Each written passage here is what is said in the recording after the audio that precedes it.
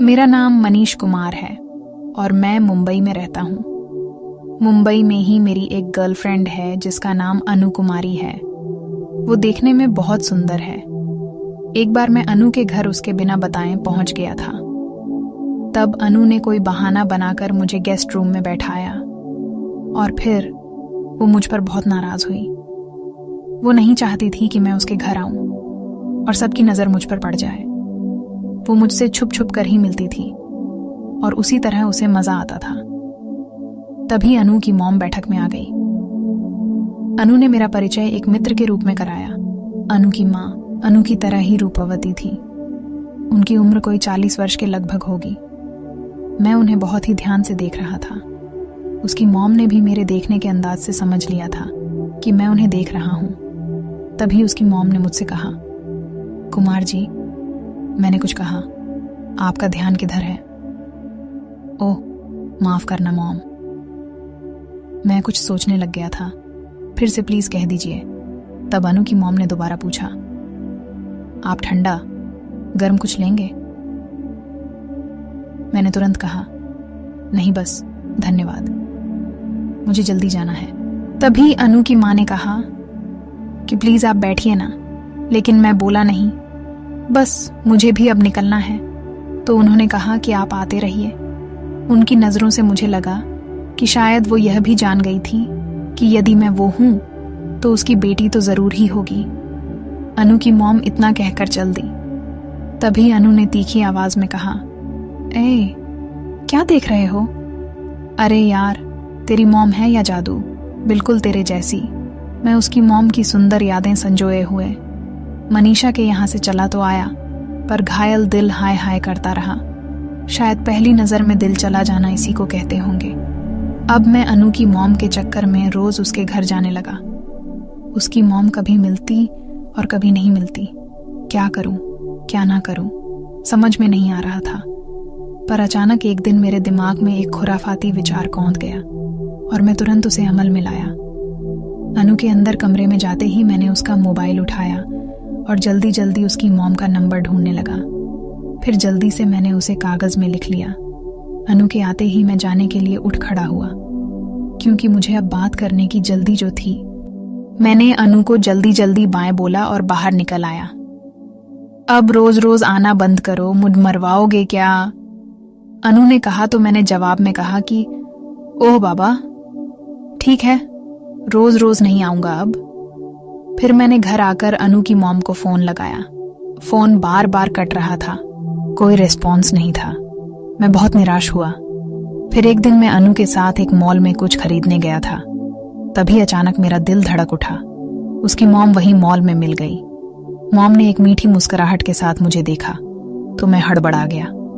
इस बार उसकी मॉम ने मुझे गहराई से देखा। Good afternoon mom. हाय, कैसे हो? आप यहाँ कैसे?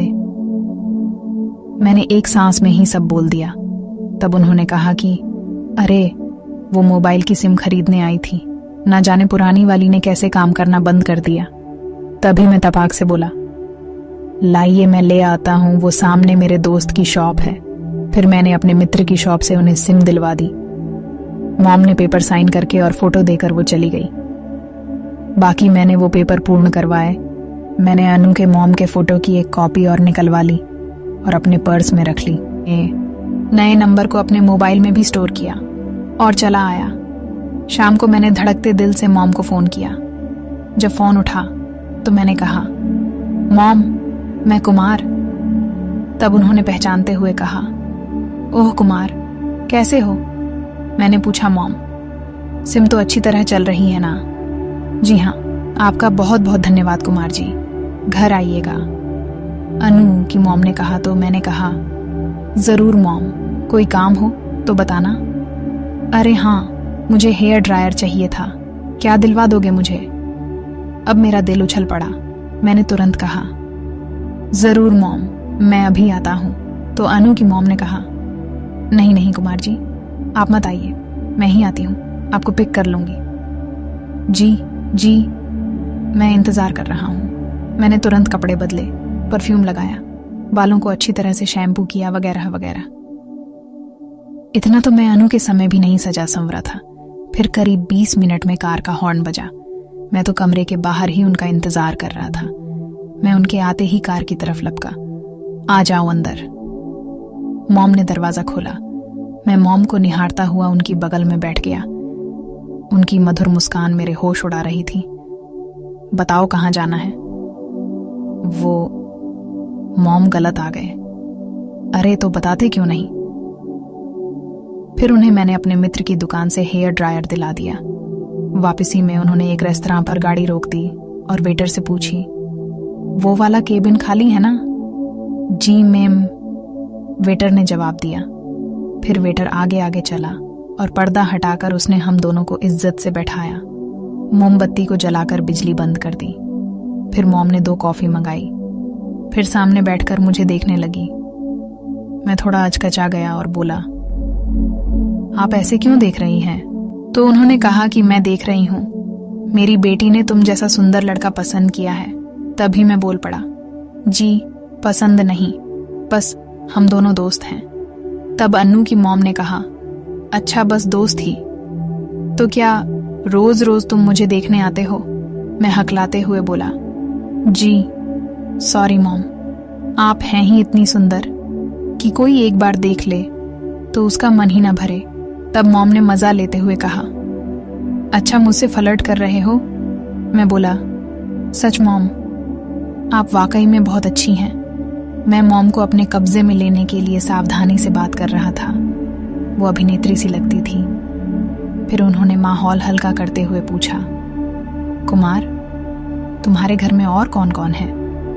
मैं बोला, जी एक भाई है, एक बहन है और मम्मी पापा है, पर वो सब गांव में हैं। मैं यहाँ बिल्कुल अकेला किराए के घर में रहता हूँ। मेरी बात सुनकर मॉम ने कहा, तो चलो घर चलें, कॉफी पिलाओगे ना?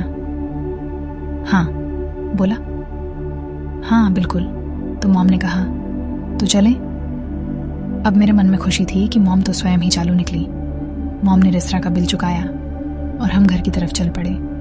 फिर मॉम ने कहा, अब शांत बैठे रहो और घर का रास्ता बताओ। मैं रास्ता बताता रहा और मेरे कहने पर उन्होंने मेरे घर के सामने गाड़ी को रोक दिया।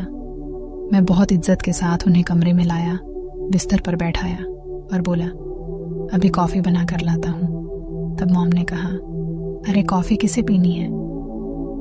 अभी तो पी थी। तब मैंने कहा, मॉम, आपको देखकर लगता है कि मैं आपका गुलाम बन जाऊं।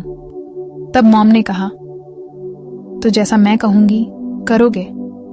मैं बोला, आप कहिए तो क्या करना है? तब मॉम बोली, क्या अब भी कुछ कहने की जरूरत है? मैं सब समझ गया और फिर 1 घंटे तक घमासान वाला मैच हुआ। फिर वह सब के बाद मॉम बाहर निकल गई। लेकिन अब मुझे अनु से ज्यादा मॉम की याद आती थी। लेकिन एक के साथ एक मुफ्त मिला है तो किसी को क्यों छोड़ना। तो दोस्तों, आपको यह कहानी कैसी लगी? अपनी राय कमेंट बॉक्स में जरूर बताना और ऐसे ही कहानियां देखने के लिए मेरे चैनल को सब्सक्राइब कीजिए। धन्यवाद।